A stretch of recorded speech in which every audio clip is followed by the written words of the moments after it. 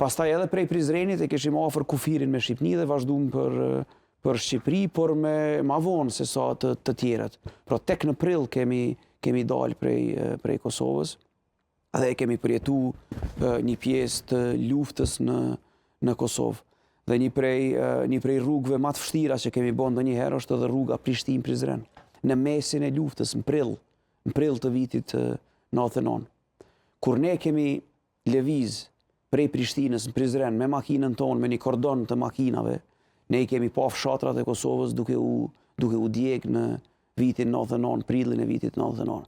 Pra për mu si atëherë si 15 vjeçar, 14-15 vjeçar, një shok i jashtëzakonshëm me i pa ato skena, me i pa në flak, shtëpit në flak. Por patëm fatin që e shpëtum atë rrugë dhe pastaj kemi dalë në Shqipëri, kemi qenë kryesisht vendosur në Tiranë dhe në Fierë, në dy qytete të bukura të Shqipënisë. Por për kohë të shkurt, sepse menjëherë qershor, veturat e para që kanë hyrë në Kosovë ka qenë e jona prej Shqipërisë.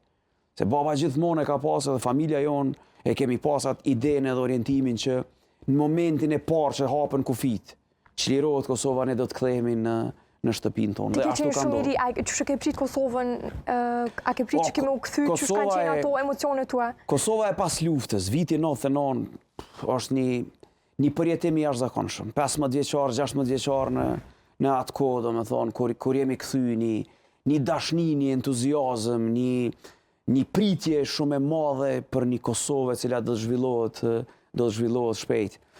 Ndoshta edhe kemi qenë edhe pak naiv, unë kam qenë edhe i ri edhe pak naiv, normalisht unë kam prit që Kosova do të bëhet menjëherë Zvicër, sepse ideja ime ka qenë që shtetet e mëdha të botës kanë me na ndihmu qaq shumë dhe ne kemi me u zhvillu dhe kemi me u rrit qaq shpejt, sa që Kosova ka me qenë parajsa si me thonë, parajsa e këtij vendi. Normalisht që Kosova është zhvillu në këto 25 vitet e fundit, por nuk është zhvillu me shpejtësinë që unë e kam paramentu. Pra, zhvillimi kërkon punë, zhvillimi kërkon kohë. Unë tash e di që kam qenë naiv,